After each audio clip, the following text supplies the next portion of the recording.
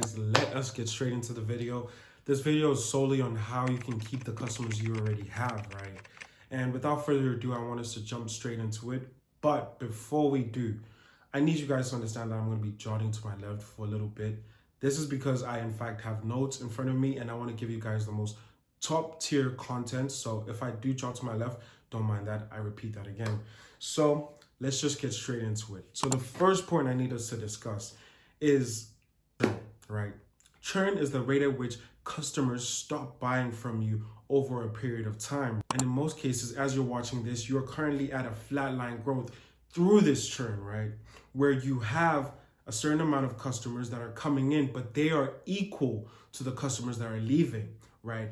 Which in theory is not bad. It is not a bad position, but you, at the moment as you're watching this video, you're currently trying to get to a growth zone where churn does not affect you, where you have a certain amount of customers that come in, but they do not exceed the number of customers that stay with you. The one point you do always want to avoid by all means is the lowest point, where you have lesser customers coming in than those that are churning. So churn rate is higher than the customers coming in. That is a spot you want to avoid by all means. So now that you know this, and I presume you're in the flatline growth, right? How can you beat churn over time? Well, you can beat churn by a simple thought process, right? Where you come to understand that the only thing you need to do is keep customers longer. So the main question that I always implore founders to ask themselves is, how can we keep the customers we currently have for longer periods? Because when we look at churn for the first 90 days towards 6 months later, right, we find that churn, and this is all thanks to Alex Ramosi, of course, we find that churn is highest in the first 90 days. It's around 20%, right? So if you can figure a way out to keep your existing customers to stay for the first 90 days where churn is at its highest, you will have a higher chance at retaining clients, because what we've come to find is after the 90-day mark, right? So the fourth month, churn drops by half of its initial percentage, right? So it drops to 10%. And over the 6-month period, it gets to as low as 2% or so, if not more, right? So your ideal goal is to keep clients for longer periods. So that could be recurring products that need to be re-upped. Now, mind you, this can also vary. Even if you're in the service business, you give them value in accordance with the time that they spend with you. Moving on, point number 3, tactics you can use to ensure that they stay for that first, maybe 2 or 3 months. The first one is activation, where they make the initial purchase, right? You, after the initial purchase, need to be focused on the post-purchase. How they're going to use it. You need to be in constant communication with them. Your onboarding needs to be top tier, or if you're not a service-based business, your welcoming sequence needs to be on point. Ensure that they feel welcome. Thirdly, setting expectations, allowing them to understand the delivery time, how long it's going to take, what they should expect, and how they can use it. Fourth, you make the right promises. Believe me, honesty goes a long way in business. Fifth point is that you should just show up. A lot of big brands nowadays just don't show up. And lastly, provide content. Engage your audience. Small little pop-ups here and there on their email list. Just ask them questions. Communicate with them. Once the first, second, and maybe even third month have gone past, by the 90th day mark, you should be able to deliver results that they can see, right? This will encourage them to continue with your plan, to continue with your product, or whatever it may be. And once they get to the 6th month, that's when you should start talking about community, introducing them to others, right? Forming a companionship where they can feel at home, where it still doesn't feel foreign, as if they're still the new customer. We move on to number 4, why they're not coming back. For you to keep the customers you currently have, you need to ask yourself, why are they not coming back? We give so much attention in how to keep them, but we don't understand why they're leaving in the first place. Once you understand why they initially never came back after the initial sale, you increase your chances of fixing the problem as to why they left in the first place. Because once you can fix that, you reduce chances of others leaving for that very same reason. So being put to practice, this looks like a simple DM template that can be sent to them, those who bought once, and will ask them why they left, right? You can have a simple Excel spreadsheet where you can score these results and the top 2 you fix. But don't just stop there. Ask the clients that have been with you for over 6 months, right, as to why they are still with you. If you can find out the reason why they've stuck with you for longest period, then you can also manipulate that and start using it continuously so that the people that would churn in the first 90 days can stay longer, because they also see the very same reason as to why the initial best clients, as we'll call them, have stuck with you for over 6 months. Then we move on to the big boss, as I like to call it, of churn rates, right? Price objections. This is extremely simple. I'm not going to even go too far into it. The thing you need to do, where most clients will say, oh, your prices are too high, I don't want to be working with you, or I don't want this product because it's too pricey, I'm sure I'll find another product that is way below this price. The thing that you can do is just a lower friction. When I say lower friction, I mean invest in a lower sample. As an example, right? A sample service, a sample product, a smaller version of it, where they can pay half the price, but they're still getting the bang they need to say, you know what? This is actually of value. I should actually continuously come back. And heck, why not upgrade to the premium plan that they won't have to see as it's too pricey anymore, because they know the value they get from it. Because at the end of the day, the reason price objections are so prevalent in business is because people question the ROI they get from your service or from your product.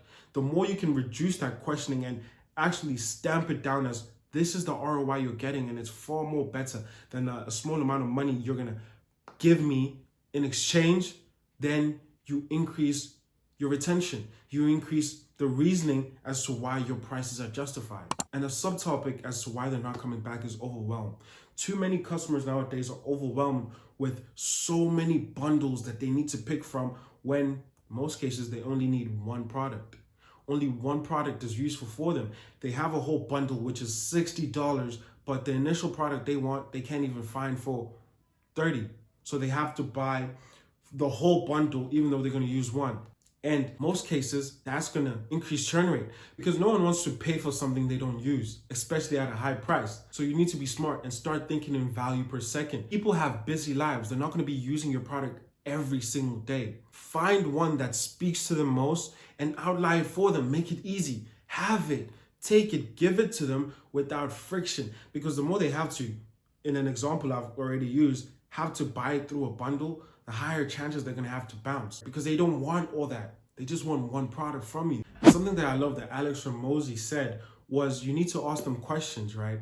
The first question being, if we were to delete every product, which one would you fight for? Out of all the products that you have, which one would they fight for?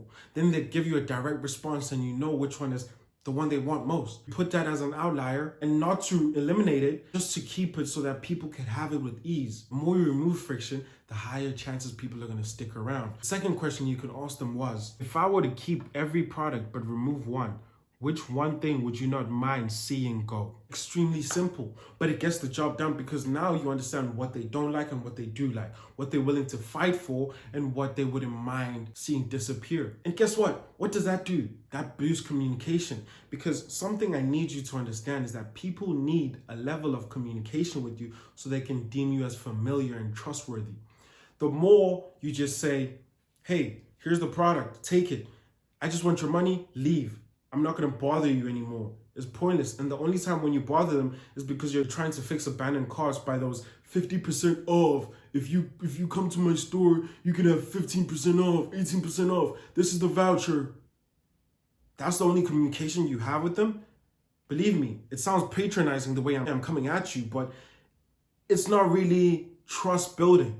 So the more you can communicate with your customers and just ask them these questions, especially seeing as they view you as a big brand, they're going to trust you even more. Because here's the thing, if you still don't understand what I mean, if your favorite celebrity, right, whoever it is, asks you for advice, would you not be thrilled?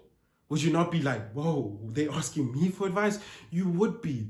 And you'd feel like, hey, are we friends now? What is this? What are we?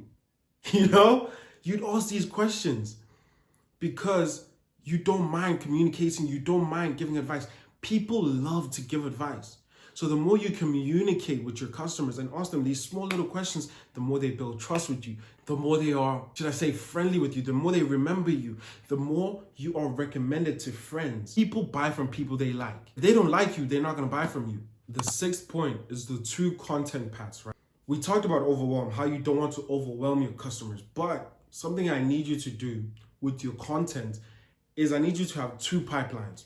One for the busy buyer or busy consumer, and the one that's just totally engrossed in your stuff. Seventh point is putting your best products up front, because not only do you showcase the best products that are mostly liked because of that level survey you did earlier, right? Your increases the chances that people sell themselves more. There's a reason why your best products are liked. Put them up front, showcase them, because the average person might like them as well. This is how you retain more customers, because there is more ROI in retention than there is in continuous money being splurged into getting more customers. Customer acquisition is one thing, but the retention is where the money is at. Hence why I was talking to a founder not too long ago in South Africa who had expected to do over 700K on Black Friday, right? That was his initial goal, but he ended up doing over, I think, close to a million, maybe shy of 2 million because of customer service. So in theory, he retained more customers than ever. He didn't try to acquire more. It was just retention. That's the power of retention. So from a 700K initial goal towards close to a million, 2 million, not even close to a million, and moving closer towards a 2 million revenue spot, do you need more proof that customer retention is where the money's at? And mind you, I'm a founder of a mental ads agency. This is not even my ballpark, but our thing at Green Sage is that once we work with our clients, the partnerships that we form, we're here to ensure that growth is everywhere. We're not just trying to scale your ads while other systems are broken. That doesn't assist anything. You're still not going to see the returns that you want. But if we can scale your ads, grow your business, ensure that you're getting the clicks that you want, but we can also scour an eye over operations so that you're performing at peak capacity, what more would you want? We're not trying to take your CFO or COO out of work. No, we're just there as an assistant. We're a partner. Moving on to some bonus tips that I have for you guys. The first bonus is communication. You know how earlier I spoke about how the only time you communicate with your customers is only because you want to talk about abandoned carts, 18% off, come back to my cart. Yeah, don't do that. Engage with your audience, ask them questions. As I said, they love being asked questions by big people, big names. Ask them questions about the things you're trying to get done, about you trying to fix churn rate. Hey, what's the product that you've liked the most? Hey, out of all the jewelry that you bought from us, which one has been used the most? What's been your go-to this week? And guess what? Reward them. Post them in public. Post them on your stories, right? Post them on your stories. Post them in public. Reward them for the constant communication they have with you. Retention is going to skyrocket. Oh my days. I'm giving you game. I do this because I care about you guys. Reward them in public. Communicate with them. And I'm telling you, they will come back. That's going to be the psychological trigger in their head that this is a community. I'm valued here. I'm valued enough to be posted. Last bonus is, if you can, use annual plans, right? Instead of monthly plans. I know a few businesses have monthly plans. Some ecom products or ecom brands, should I be specific, are in the space where they have monthly plans for various things. I suggest moving towards a more annual plan because stats show that there's lesser chances of churn rate in annual plans compared to monthly plans. And it's just as simple as that. If, of course, you do want to get through to us at Green Sage, hit me up on either the agency's website, my LinkedIn, or the agency's Instagram, and I'll be sure to get back to you. Thumbs up, guys.